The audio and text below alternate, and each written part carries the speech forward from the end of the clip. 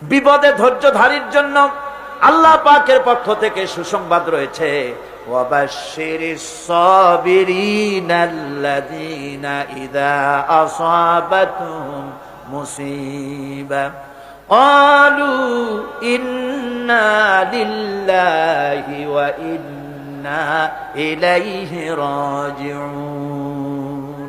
সুসংবাদ হচ্ছে সেই সব ধৈর্যধারীদের জন্য, সবর ইখতিয়ারকারীদের জন্য যারা বিপদ আসলে বলে, কি বলে? পড়েন আমার সাথে, ইন্না লিল্লাহি ওয়া ইন্না ইলাইহি রাজিউন। এইটা আমরা পড়ি কখন? কেউ মরে গেলে পড়ি, আর পড়ি না। সমস্ত বিপদ আসলেই ইন্না লিল্লাহি ওয়া ইন্না ইলাইহি রাজিউন। আমরা তো জানিও না, দোয়া সব মুখস্থ করে মানছে, অনেক মানুষ অনেক দোয়া মুখস্থ করছে, কিন্তু লাগাবে কোন জায়গায় তা জানে না। একজনে শুনছে তার শাশুড়ি মারা গেছে, কয় নাউজুবিল্লাহ। আবার আরেকজনে বলছে, শুনছো বলে কি? বলে তোমার ছেলে তো মেট্রিকে ফার্স্ট হয়েছে, কয় ইন্না লিল্লাহ। দোয়া মুখস্থ করছে, লাগাইবি কোথায় জানে?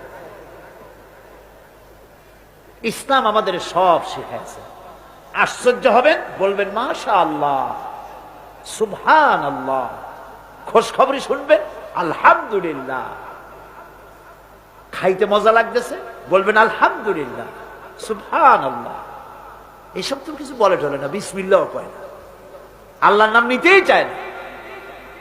আল্লাহ পাকের যখন বিপদ আসে, মুসিবত আসে, রব্বুল আলামিন বলেন বিপদ যখন আসে, মুসিবত যখন আসবে, বান্দা যারা মুমিন তারা পড়ে ইন্না লিল্লাহি ওয়া ইন্না ইলাইহি রাজিউন।